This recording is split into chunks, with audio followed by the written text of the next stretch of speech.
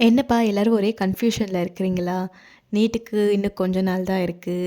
கொஞ்ச நாள் மீன்ஸ் இன்னும் 70 டேஸ் தான் இருக்கு. எப்படி வந்து ப்ரிப்பேர் பண்ண போறோம்? என்ன பண்ண போறோம்? அப்படின்ற ஒரு கன்ஃப்யூஷன்லேயே சுத்திட்டு இருக்கீங்களா? உங்களுக்காக தான் இந்த வீடியோ. அண்ட் ஒரு பெரிய டிஸ்க்ளைமர், இந்த வீடியோ யாருக்கெல்லாம் இல்லைன்னா, நான் இப்போ தான் படிக்கவே ஸ்டார்ட் பண்ண போறேன் அப்படின்றவங்களுக்கு கண்டிப்பா இந்த வீடியோ கிடையாது.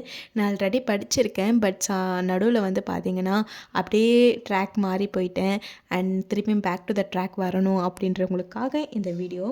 நான் வந்து பார்த்தீங்கன்னா, ஒரு 60 டேஸ்க்கு ஒரு ப்ராப்பர் ஷெட்யூல் போட்டிருக்கேன். இது கண்டிப்பா வந்து ட்ராப்பர்ஸ்க்காக இருக்கட்டும், இல்லை வந்து பார்ஷியல் ட்ராப்பருக்கா இருக்கட்டும், அவங்களுக்குலாம் வந்து ரொம்பவே ஹெல்ப்ஃபுல்லாக இருக்கும். ஸோ நான் ஜஸ்ட் எக்ஸ்பிளைன் பண்ணுறேன். உங்களுக்கு ஓகேன்னு தோணுச்சுன்னா you can follow this and மறக்காமல் என்னோட சேனலை சப்ஸ்கிரைப் பண்ணிக்கோங்க.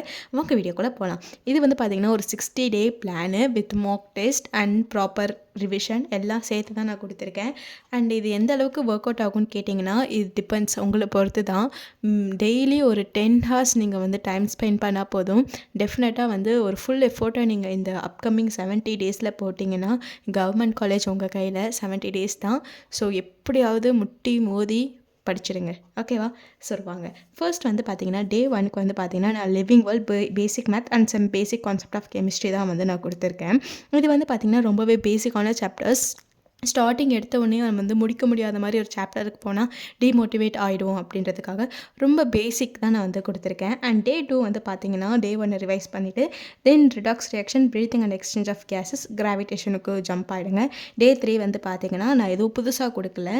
இந்த டே 1 டே 2ல் இன்கேஸ் பேக்லாக்லாம் வைக்காதீங்க. வச்சு இருந்தீங்கன்னா இந்த டே 3ல் வந்து அதை வந்து கவர் பண்ணிக்கோங்க. அண்ட் எவ்வளோக்கு எவ்வளோ கான்செப்டை படிக்கிறோமோ அந்தளவுக்கு நம்ம எம்சிக்யூ வந்து ப்ராக்டிஸ் பண்ணணும். அதுவுமே இம்பார்ட்டன்ட்.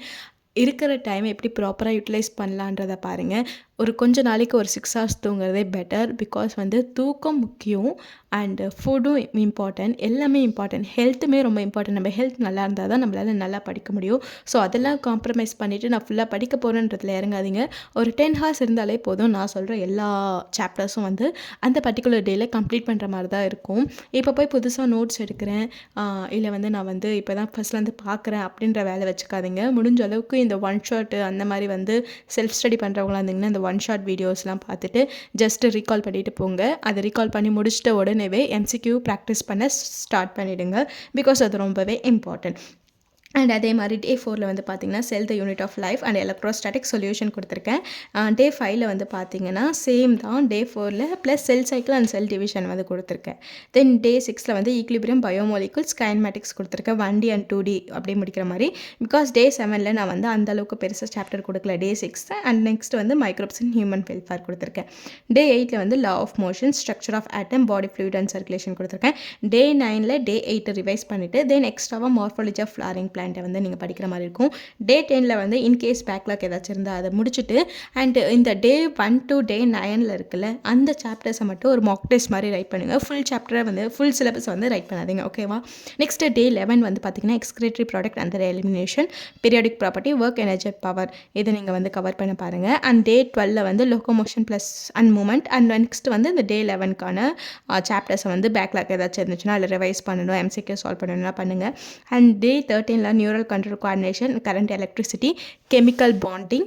தென் வந்து பார்த்தீங்கன்னா, டே 14ல் வந்து சேம் இதை வந்து ஜஸ்ட் ரிவைஸ் பண்ணுங்கள். இல்லை கம்ப்ளீட் பண்ண முடியலன்னா இந்த டே 14 யூஸ் பண்ணி கம்ப்ளீட் பண்ணியிருக்கோங்க. Day 15 chemical coordination, thermodynamics in chemistry and then ray optics. Same day 16ல் ரிவிஷனுக்கு யூஸ் பண்ணிக்கோங்க.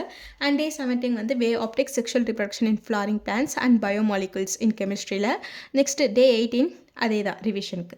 தென் டே 19 அந்த மாதிரி நான் உங்களுக்கு வந்து பார்த்தீங்கன்னா, ஐ ஹோப் இதிலே கிளியராக தெரியுதுன்னு நினைக்கிறேன். இன்கேஸ் தெரியலன்னா சொல்லுங்கள், நான் பிடிஎஃபாக எடுத்து அட்டாச் பண்ணுற டிஸ்கிரிப்ஷன் பாக்ஸில். ஸோ ஏன்னா நான் ஒன்று ஒன்றா சொன்னேன்னா உங்களுக்கு டைமும் வேஸ்ட்டாக போகும். அண்ட் டெக்ஸ்ட் வந்து பார்த்தீங்கன்னா வீடியோவும் லென்த்தாக போகும். அண்ட் இதில் தான் வந்து சாப்டர்ஸ் உங்களுக்கு இதிலே தெளிவாக தெரியும். இன்கேஸ் தெரியலன்னா நான் வந்து உங்களுக்கு பிடிஎஃப் வந்து அட்டாச் பண்ணுறேன்.